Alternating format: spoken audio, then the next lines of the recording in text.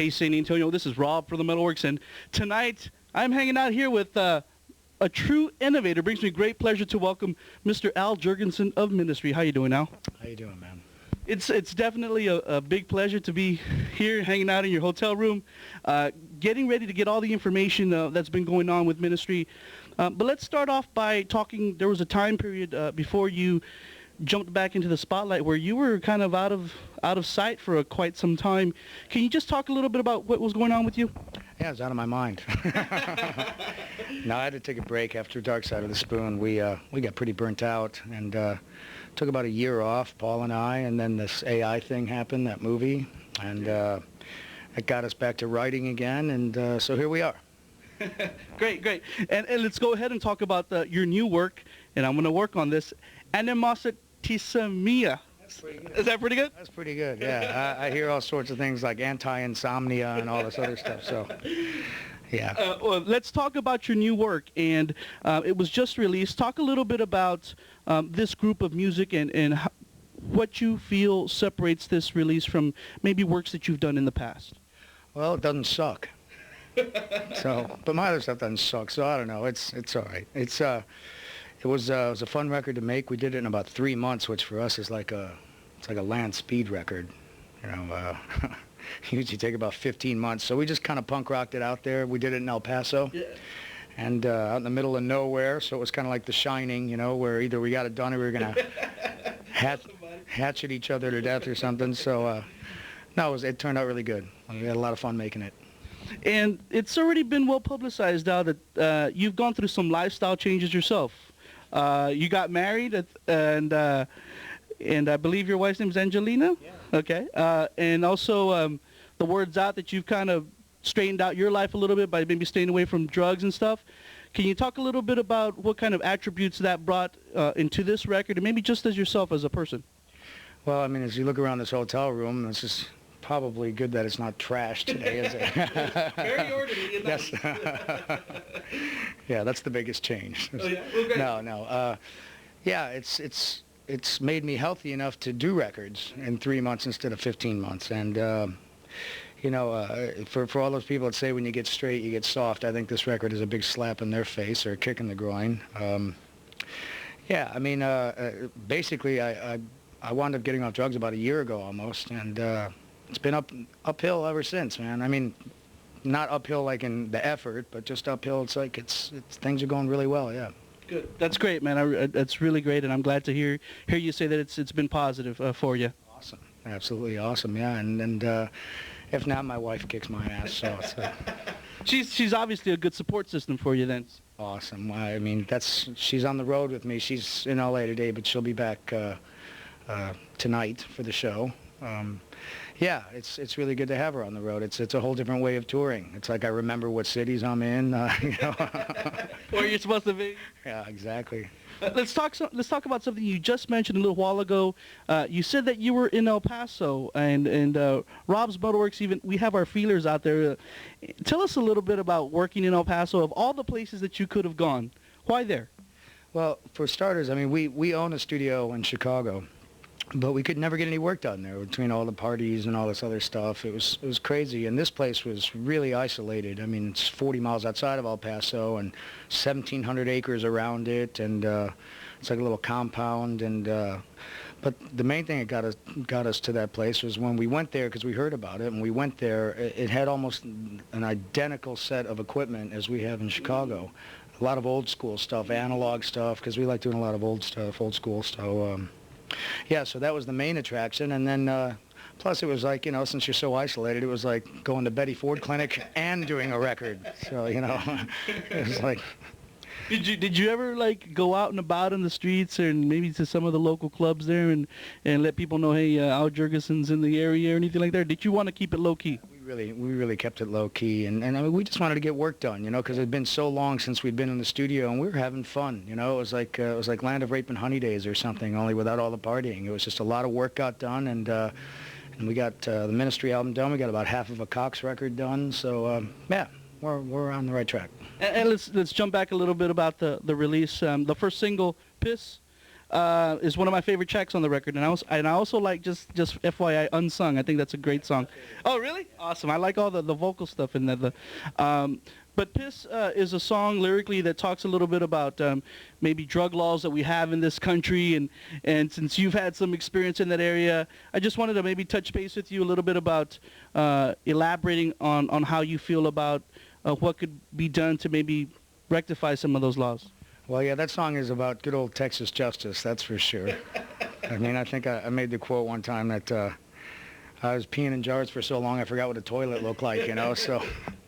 But, yeah, I think the main thing they have to do, though, really is like right now the system is so corrupt, and it's just all about lining pockets, lawyers, you know, municipalities, and they really, really need to focus on the education of it and the rehabilitation aspect of it instead of just calling them criminals, because it's a disease. It is a disease. You don't throw diabetics in jail, and that's it's really not much different, you know. So yeah, I would recommend that highly to the Texas justice system, although I don't think they really listen to me too much. And it really doesn't serve the person or the addict being thrown into an environment that's probably just maybe even worse than what it is on the outside. Believe me, you can get drugs in jail. Believe me, yeah. Yeah, I mean, it's not only just for the individual, but it's for society as a whole. I mean, that's the only way society's going to work, is if, you know, you're only as weak as, or as strong as your weakest link. And, you know, if you have desperate people committing desperate acts, you know, that's society's problem. It's not just the individual, so. And let's talk a little bit about you being on the road. You're finally out supporting the release. Tell us a little bit about your plans for 2003. Okay, well, we're going to be touring in the States until May 31st, when we go to Donington in London, a big festival there, and we're doing European dates, mainly festivals, till about the middle of the summer. Then we have a surprise tour I can't announce yet. Okay. I'll tell you off the record, but it's okay. A kick-ass tour this summer. It's not going to be Ozfest or Lollapalooza or any of that. It's another one that's taking form now and should be announced within about the next week or so. So yeah, so we'll be back here this summer, and then by fall, we'll see what happens. I'd like to go in and finish the Revolting Cocks record and do a Lard record with Jello Biafra, and get some things done, tidy up in the studio, and get like the three-headed monster going, Ministry, Lard, and the Cocks, and then we'll see what happens from there. But I was glad that you mentioned Lard, because I had heard that you were back with Jello working on some new material. Can you elaborate a little bit on your working relationship with Jello and future, or when people can maybe even anticipate some of that work finally coming out?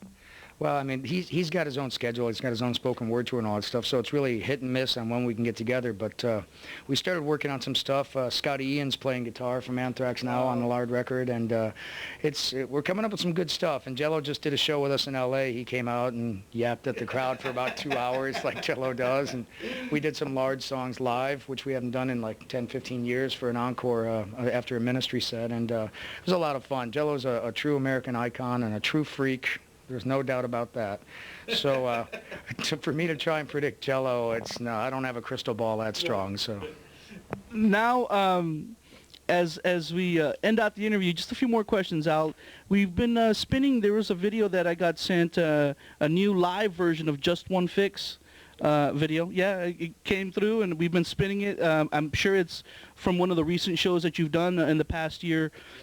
Yeah, it's awesome. It's cool. Yeah, it's very good. A lot of people out there, piss ants, moshing and getting crazy. Tell me a little bit about the video medium. Do you still feel that videos are important, and would you consider doing more videos? I mean, real production type videos? Yeah, possibly, but I mean, I think that you know, the parameters have shrunk of what you can do with them. I mean, all you see on TV now is Britney Spears, and anything that's over 2 million records, then they do a video. So it's really difficult because there's not as many outlets, which really sucks. I mean, it's the same thing as radio. It's just got to buy on to like get it played, you know, all this payola stuff.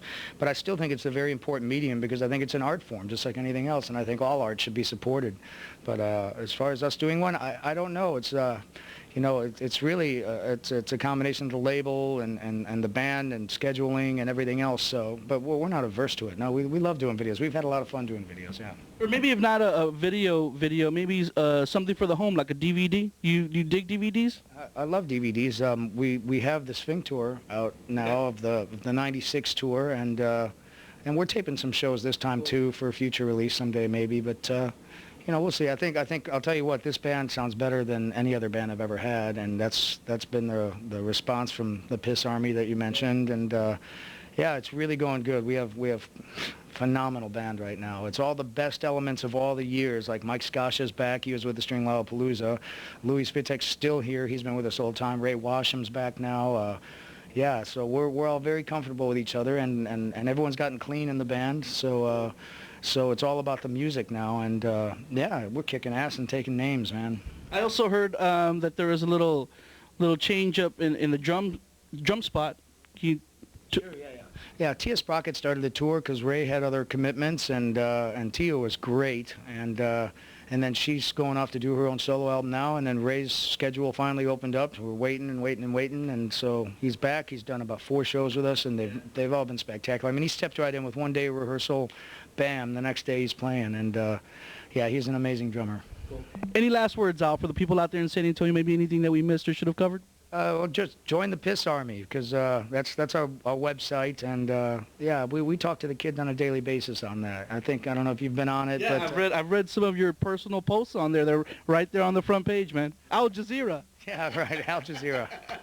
Right. Well, after the war, I'll probably be Albuquerque or something, but yeah, just check out the website. It's pretty fun, man. We have a lot of fun with it, and you know, there's a lot of interaction going on because people got to realize the internet is not just a home shopping club. There's a lot of exchange of information. There's a lot of bullshit too, but you know, you weed through that and you get what you can, and then you take it with you. So yeah, get computer savvy. Remember, San Antonio, the latest for ministry is called Animositisomina. I think I got it right. Remember, it's out on the streets. Be sure to look for it. Al Jourgensen and Ministry rock right here on Robb's MetalWorks. Thanks, man.